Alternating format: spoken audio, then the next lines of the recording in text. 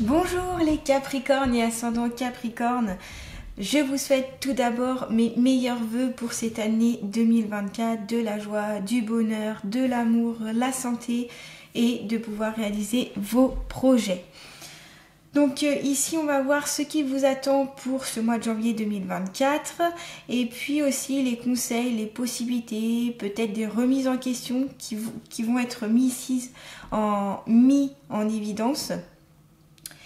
Si vous souhaitez compléter cette guidance, vous pouvez aller voir votre signe ascendant. Et si vous voulez une guidance beaucoup plus personnalisée, je vous invite à me contacter. Donc soit par email, soit par l'intermédiaire de SMS ou appel. Vous retrouverez mon site internet lechemindelumière-du6lucie.com pour tout renseignement. Et je mets dans le descriptif sous cette vidéo tout ceci pour que vous puissiez y accéder. Voilà, allez, c'est parti, on va voir ensemble. On va commencer avec l'oracle G. Allez, pour les Capricornes et ascendants Capricorne, qu'ont-ils à savoir pour ce mois de janvier 2024, s'il vous plaît? Pour les Capricornes et ascendants Capricorne. Donc là, je vais tirer 4 cartes et puis on va voir ensemble pour l'interprétation. Allez, pour les Capricornes et ascendants Capricorne, qu'ont-ils à savoir sur eux-mêmes pour... oula, j'ai tout le tas qui est tombé. Hop, je reprends. Pour ce mois de janvier 2024, qu'est-ce que les Capricornes et ascendants Capricorne ont à savoir sur eux-mêmes pour ce mois de janvier 2024? Voilà, j'utilise cette méthode-là, plusieurs cartes, parce que c'est la méthode que je préfère. Ça, pour moi, ça raconte comme une histoire et c'est beaucoup plus facile pour moi d'interpréter que de faire une carte par une carte. Voilà, donc j'ai décidé de faire comme ça maintenant. Donc, si on prend déjà la globalité, on est ici, on me parle de construction, de construire, de créer, d'innover. On a aussi l'équilibre. On a le côté sentimental ici qui vient s'interposer dans la guidance, qui vient se compléter. Et puis on a tout ce qui est en lien avec les écrits importants. Alors, si on prend carte par carte, on a la carte ici de la justice, de l'équilibre avec la balance. Donc ici, je pense que ce va être un mois où vous allez chercher un équilibre.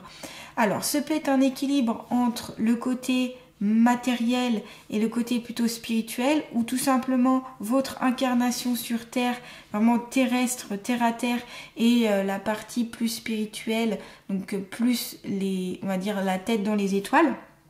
Donc il faudra ici trouver le juste milieu, vous voyez, entre ces deux parties-là. Ce peut être aussi entre votre partie sombre et votre partie plus lumineuse. Peut-être aller dans la partie un peu plus sombre pour découvrir des choses. Alors pourquoi je vous dis ça? Parce qu'on a la carte des 3 tours. Ici, ça peut faire référence à l'isolement, au fait que vous vous mettez à l'écart ou alors que vous mettez un peu sur un piédestal. C'est possible, hein. Il y a plusieurs interprétations avec cette carte-là. Mais ici, j'ai l'impression, voilà, c'est plutôt ça. C'est voir donc le côté un peu plus sombre de votre être, de vous-même. On a tous une part de lumière et de sombre en nous. Et c'est bien de travailler sur son côté un peu plus sombre pour apprendre de soi-même et ainsi prendre en compte cette partie-là et soit la libérer, soit l'utiliser à bon escient. Voilà, donc moi je trouve que c'est un travail assez intéressant à faire. En tout cas si ça vous parle. Surtout qu'on a aussi le cœur partagé. Donc ça veut dire que vous êtes partagé entre votre corps et votre esprit. Donc c'est ça aussi, c'est trouver l'équilibre entre ce que dit votre tête et ce que dit votre corps pour que ça ne fasse plus qu'un. Peut-être qu'ici, il y a des Capricornes qui ont tendance à ne pas forcément écouter leur corps, dans le sens où si vous avez des douleurs, si votre corps montre certains signes, peut-être que vous ne les prenez pas assez en compte. Ici, il serait préférable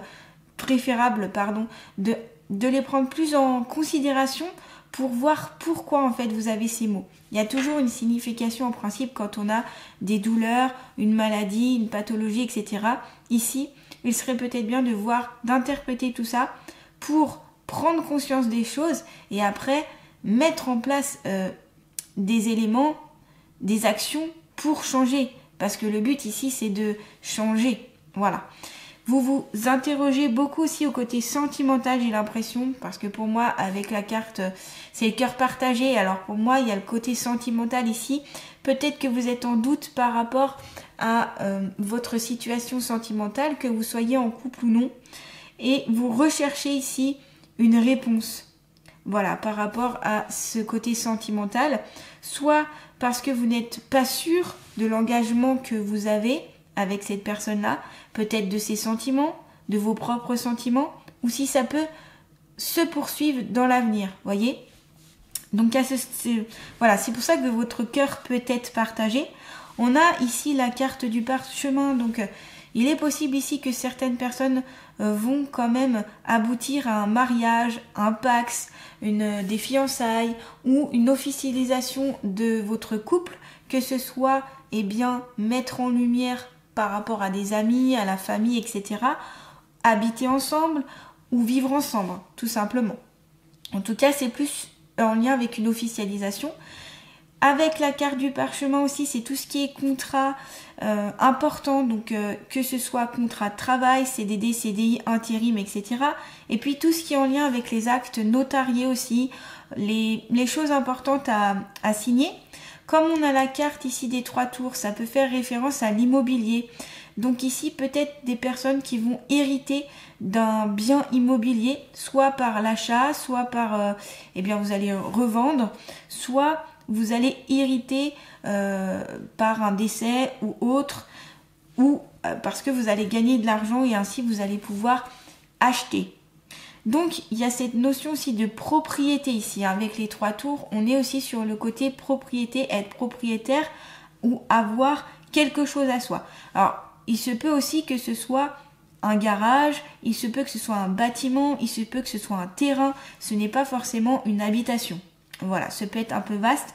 Mais en tout cas, c'est en lien avec un peu l'immobilier et puis ça rapporte en fait. Soit ça rapporte parce que vous y vivez dedans, soit ça vous amène de l'argent par la location, la vente, etc. Des contrats importants à signer, des choses importantes à signer. On me parle aussi que vous avez tendance à vous enfermer dans votre tour d'ivoire justement, comme je vous disais, dans cette tour ici, vous voyez, qui est en hauteur. Et que ici, il serait préférable soit un petit peu de redescendre ou d'aller plus à l'extérieur pour voir autre chose aussi. Peut-être que vous avez tendance à rester sur vos acquis, sur vos propres façons de faire et vous avez du mal à aller vers l'extérieur pour prendre de nouvelles idées. Alors, ça ne parlera pas bien sûr à tout le monde et ce n'est pas un jugement. Je dis ça parce que par rapport aux cartes de la justice, ici de l'équilibre, et la carte des 3 tours. C'est pour ça que je dis ça. Ce n'est en aucun cas un jugement, c'est plus une interprétation, un constat ici que je fais. Je ne me permettrai pas de juger, je constate seulement. Et puis, il y a ce côté, avec ce côté prison. Voilà, peut-être que vous êtes prisonnier aussi de ce côté immobilier. Alors, peut-être qu'aussi, certains d'entre vous se tracassent beaucoup par rapport à un bien immobilier, soit parce que vous avez hérité de quelque chose ou vous allez hériter et que ça va vous prendre un peu la tête parce que soit vous ne savez pas vraiment trop quoi en faire, soit c'est parce qu'il y a des frères, des sœurs qui sont ou d'autres membres de la famille qui sont dans dans cet héritage et ça peut faire des mésententes. Et il y a des signatures à avoir ici. Donc c'est peut-être plusieurs signatures. Et c'est peut-être complexe aussi de réunir tout le monde. Il peut y avoir des différends, des jalousies aussi, de l'excessivité aussi. On parle d'excessivité par rapport à un comportement en fait. Donc soit c'est de vous, par vous en fait, soit c'est des personnes autour de vous mais qui sont très proches de vous, qui vont avoir ce comportement-là. Bien sûr, ça ne parlera pas à tout le monde. Prenez comme d'habitude en compte uniquement ceux qui vous parlent. J'ai oublié de le dire au départ, mais c'est une guidance générale. Donc bien sûr ici, il y aura des choses qui vous correspondront, d'autres qui ne vous correspondront pas. C'est totalement normal. Donc, un besoin d'équilibre avec cette première carte. En plus, 4 et 4, 8. 8, on est sur le chiffre de l'équilibre. On est sur le chiffre de la justice. Alors ici, il va avoir, vous allez pouvoir peut-être avoir affaire justement à la justice. Ce peut être en lien, comme je vous disais, en lien avec l'immobilier, un héritage, etc. Ou des actes notariés autres, voyez. Mais en tout cas, il y a quelque chose aussi avec la justice, la loi. Ce peut être en lien aussi avec un peu, j'allais dire, ce que vous avez semé, vous allez le récolter en bien ou en mal, en fonction des actions ou des choses que vous avez mis en place. Ici, justice sera faite, que ce soit pour vous ou pour les autres. Il y a une question de justice, de loi, voyez, et on parle de loyauté aussi. On me dit, restez loyal avec qui vous êtes envers vous-même. Ça, c'est très important, on me dit. Voilà. En tout cas, ce chiffre 8 qui me paraît assez... voilà, qui est assez important, qui montre sa présence ici. Cet équilibre qui tend, alors que ce soit, comme je vous ai dit, au côté sentimental, trouver votre place d'un point de vue sentimental et la place de l'autre. Et puis, par rapport à votre corps, votre esprit, votre côté sombre et votre côté lumineux, par rapport au niveau terre-à-terre et au niveau un peu plus spirituel, parlant, quoi. Mais en tout cas, c'est vraiment ici l'équilibre. On essaye de trouver l'équilibre. On me parle aussi par rapport à vos émotions, trouver un équilibre au niveau de vos émotions. Ce peut être aussi par rapport tout simplement à votre vie, votre façon de vivre, équilibrer votre façon de vivre, votre manière de vivre. Voilà, donc pas mal ici de choses. On va continuer avec l'oracle de la triade. Allez, pour les Capricornes et ascendant Capricorne, pour ce mois de janvier 2024. Alors, je vais quand même prendre les trois. Hop, allez, on y va avec les trois là. On y va. Alors, on a la carte du sceau, la clé, l'erreur. Alors, si on parle sur la globalité, ouais. Ici, vous êtes protégé tout de même avec le sceau. Hein. On sent que vos guides, les êtres de lumière vous soutiennent pour tendre vers cet équilibre, pour vous aider notamment à faire peut-être des choix et puis à trouver des solutions. Ce peut être par l'intermédiaire aussi de thérapeutes, de personnes de votre entourage, famille, amis, qui peuvent vous aider à trouver un peu cet équilibre et à équilibrer votre vie. Le sceau aussi, qui est symbole de contrat, signature de contrat, donc ça va très bien avec la carte du parchemin, ça vient compléter la guidance. Ou ici, il y a des contrats qui peuvent être signés, donc contrat de mariage, contrat professionnel, contrat en lien avec tout ce qui est les papiers de la justice, notarié, avocat, etc. Voilà, c'est vraiment des papiers importants ici hein, qu'on signe, qui seront importants aussi pour la suite de votre vie. Et il y a cette notion aussi d'héritage, ce peut être aussi en lien avec le parchemin, fait référence aussi à un vieux papier. Ce peut être des vieux papiers aussi que vous allez retrouver et que vous allez voir aussi comme les héritages qui ont été faits peut-être antérieurement et que vous allez découvrir aussi. Donc il y a de la découverte aussi ici. Hein. On me parle de découvrir quelque chose, des écrits, des paroles, mais écrites, vous voyez, qui vont être importantes pour vous, pour votre futur. Donc le sceau, c'est tout ce qui est en lien avec les pactes, tout ce qu'on signe, tout ce qu'on va se mettre en accord aussi. Vous allez vous mettre en accord. Donc ici, je pense que s'il y a des difficultés par rapport à un héritage, par rapport à des conflits familiaux ou autres, parce que j'ai l'impression que c'est plus quand même interne, eh bien, il y aura des possibilités de trouver des solutions, soit en demandant de l'aide, soit par l'intérieur de vous-même. Pourquoi je vous dis ça? On a la carte de la clé. Donc ici, vous avez possibilité de trouver des solutions à l'intérieur de vous. En vous. Donc vous avez des réponses ici qui vont venir. Encore faut-il que vous preniez conscience des réponses qui sont en vous, de votre intuition et puis de ce que votre petite voix vous dit. Donc l'intuition quoi. Et ici vous pourrez résoudre des choses. Avec cette carte est plutôt positive en plus quand on a la carte du sceau et de la clé. On va trouver un accord, on va trouver une solution positive à votre problème ou à un problème de votre entourage. Il y a des solutions ici. Les solutions, elles sont beaucoup en vous, hein. Je me répète, mais j'insiste parce que ça me paraît important.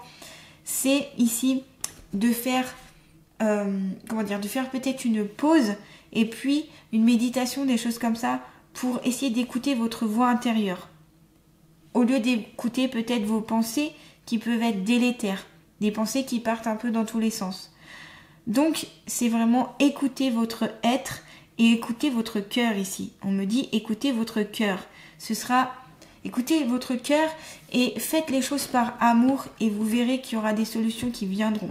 Ça paraît très un peu bateau de dire ça, mais c'est vrai quoi. Donc des résolutions pacifiques ici. On a des accords qui peuvent être signés. On a la carte de l'erreur entre le sceau et la clé, ce qui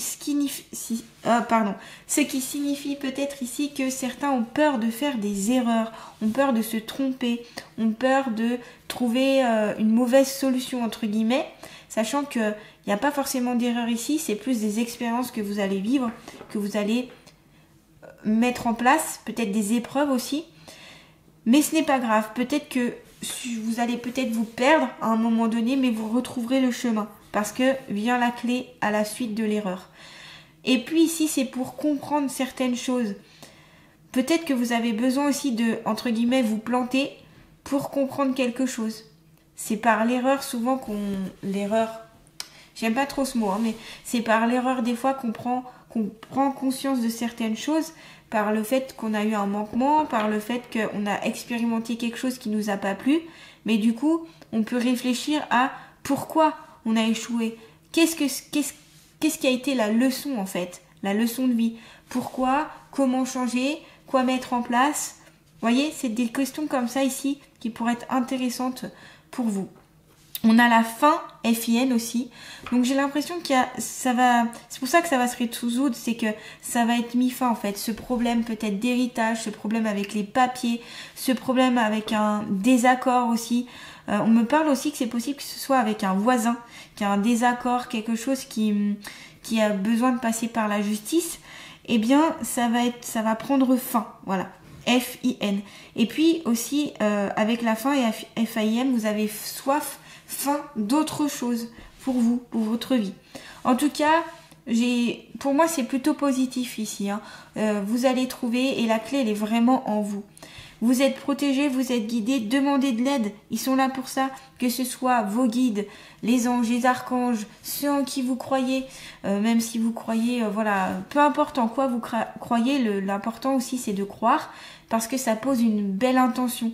Et l'intention, c'est ce qui compte en fait. Et suite aux intentions, on pose une action. Et c'est ça que vous allez pouvoir mettre en place et ce qui va permettre d'aller vers la résolution. On vous dit ici de tempérer. On vous demande de tempérer, de ne pas être dans la colère et d'essayer d'être un maximum dans l'amour, même si cela n'est pas toujours évident, parce que des fois, les conflits familiaux, les conflits avec des voisins, ça peut être très dur à vivre, on peut avoir beaucoup de colère et c'est pas toujours simple, de transcender tout ça. Mais ici, plus vous serez dans le calme, la paix, l'amour, plus vous arriverez à trouver une solution. En tout cas, c'est pas par la colère que vous arriverez forcément à mettre fin à tout ceci. Voilà. En tout cas, on va continuer avec mon nouvel oracle que je n'ai pas sorti. Excusez-moi. Hop, je vais le sortir de suite. C'est pas grave. Je l'avais remis dans la boîte. J'en ai besoin. Hop, hop, hop. Allez, c'est parti. Donc, mon nouvel oracle qui m'a été offert pour Noël. Allez, l'oracle du voyage intérieur. S'il vous plaît, une carte pour les Capricornes. La mort. Alors, ne prenez pas peur. C'est pas parce qu'il y a cette carte-là que ça annonce que quelqu'un va mourir, que vous allez forcément mourir. Ce peut être le cas vu quand même qu'il y a un héritage. Mais en principe, quand on a la carte de la mort, que ce soit dans divers oracles ou tarot, c'est souvent que ça prouve la fin d'un cycle, la fin de quelque chose. Donc ça le confirme avec cette carte-là où on voit le mot fin et puis la carte de la mort. Donc vous voyez, ça va mettre fin, ça va s'arrêter ce cycle-là et j'ai bien l'impression que ça va se résoudre courant janvier, voire fin janvier. Ça peut un petit peu aller sur le mois de février, mais j'ai plus l'impression qu'en tout cas janvier, ça va quand même bien se déverrouiller. Voilà, je n'arrive pas à trouver le mot. Mais la carte de la mort ici, c'est un nouveau cycle qui vous attend, la fin de quelque chose et le début d'autre chose. Vous allez tourner une page, vous allez pouvoir aller vers le futur. Encore faut-il que vous pardonniez, que vous passiez le passé pour aller vers autre chose.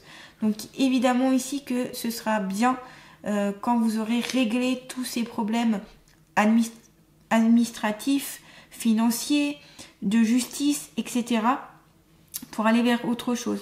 On me parle aussi peut-être que c'est la fin d'un mariage, la fin d'un contrat de mariage, tout simplement. Et que c'est peut-être ça la clé, c'est peut-être de mettre fin à un mariage. Donc ça ne parlera pas à tout le monde, mais pour certaines personnes ici qui sont en instance de divorce ou qui ont des difficultés avec un divorce, j'ai l'impression que vous allez trouver des clés qui vous permettent de pouvoir enfin sortir de ces difficultés-là. Voilà. Je vais vous lire quand même. Et 1 et 8, 9. Donc 9, c'est la fin d'un cycle. Voilà. C'est aussi la fin de la gestation. Donc ce peut être aussi qu'ici, certains d'entre vous vont, pourquoi pas, donner naissance. Mais ce peut être naissance vraiment dans le sens concret, donner naissance à un enfant. Mais c'est aussi donner naissance à un projet. Donner naissance à une nouvelle façon d'être, à un nouvel équilibre. J'ai vraiment l'impression que la nouveauté ici pour vous, pour les Capricornes, pour janvier, c'est cet équilibre que vous allez pouvoir retrouver. Trouver ou retrouver. Ça va dépendre de votre situation, bien sûr. Alors, si on prend de temps en temps, donc comme je vous dis, j'aime bien de temps en temps voir dans les livres. Ici, c'est intéressant, vu qu'en plus, c'est un nouvel oracle. Ce n'est pas tant la mort physique que nous allons parler maintenant, mais plutôt de la mort comme symbole, la fin de quelque chose. Donc, c'est ce que je vous disais. De notre point de vue humain, nous observons la mort comme un passage triste, tragique. Il est vrai que la perte peut être difficile. Cependant, tout est une question de point de vue et d'acceptation. Dans certaines cultures, la mort est célébrée dans la joie, comme un passage, un retour à sa source. Dans notre vie, nous expérimentons une succession de petites morts et de renaissances. Voyons donc ici la mort comme la fin d'un cycle et la possibilité de renaître à soi. Un deuil, quel qu'il soit, entraîne une souffrance réelle. Il est essentiel de rester bienveillant envers vous-même et de vous laisser du temps. Voyez, vous laissez du temps de faire le deuil, de passer à autre chose. Des fois, quand on change aussi de vie, quand on va sur de nouveaux projets, ça peut être difficile. Ce peut être un passage justement où on n'est pas forcément bien. On peut être triste, on peut être mélancolique, ça peut être une véritable souffrance parce que, on est déstabilisé. Parce qu'on n'a plus nos repères, nos habitudes. Et il faut recréer du neuf. C'est pas toujours évident. Mais là, on vous dit que vous êtes en plus protégé, vous êtes soutenu et que vous allez pouvoir trouver des solutions avec la carte de la clé. Alors, conseil, des expériences douloureuses et prises de conscience soudaines t'amènent aujourd'hui à mourir à toi-même afin de renaître. Un nouveau cycle s'offre à toi. Tente de vivre cette phase au mieux car tu es en train d'abandonner une ancienne version de toi afin d'accéder à quelque chose de neuf. Félicite-toi. Voyez, donc c'est vraiment positif ici. Affirmation que vous pouvez ici dire tous les jours pendant un mois, ça peut vous aider. Ici et maintenant, j'accepte le fait que quelque chose meurt en moi afin de pouvoir renaître. Je vis en conscience toutes les émotions qui me viennent. Je me félicite pour tout le chemin que j'ai parcouru. Je suis profondément aimée et soutenue par la vie. Je ressens cette phase de transition comme une bénédiction. Merci, merci, merci. Donc vous voyez, cette affirmation peut vraiment vous aider ici si vous avez du mal à passer vers ce nouveau cycle, cette transition, cette nouveauté. Les transitions ne sont pas évidentes, je vous le dis souvent. Ou si vous avez perdu ou vous perdez un être cher pour ce mois de janvier, cette phrase vraiment pourra vous aider. Voilà, au niveau de cette affirmation pourra vous aider. Donc n'hésitez pas si ça vous parle en tout cas. Allez, on va terminer cette guidance avec les alliés de la nature. Quel est l'allié de la nature qui va accompagner les Capricornes et ascendant Capricorne pour ce mois de janvier 2024, s'il vous plaît? pour ce mois de janvier 2024. Eh bien, c'est le hérisson. Et si tu commençais à te séduire chaque jour en appréciant toutes les compétences que tu possèdes et que tu cessais enfin de te dévaloriser. Donc là, le hérisson vous conseille de reprendre confiance en vous en vous revalorisant, en voyant les belles choses que vous faites, vos capacités, vos compétences, vos qualités, toutes ces belles choses qui font que vous êtes vous-même en fait et qui font que vous êtes un être unique. Voilà, vous êtes unique. Donc, n'hésitez pas à utiliser ce conseil du petit hérisson. Voilà, et bien en tout cas, j'espère que cette guidance pourra vous aider pour ce mois de janvier 2024. N'hésitez pas à liker, à partager, à commenter, puis à vous abonner à ma chaîne si ce n'est pas déjà fait. Je vous envoie tout plein de belles énergies. En tout cas, voilà, vous avez la clé, vous avez les contrats, vous avez cet équilibre que vous allez pouvoir trouver en vous. Et puis, vous avez l'aide de l'hérisson qui sera ici. Bienvenue. Je vous dis à très bientôt les Capricornes et passez un beau mois de janvier 2024.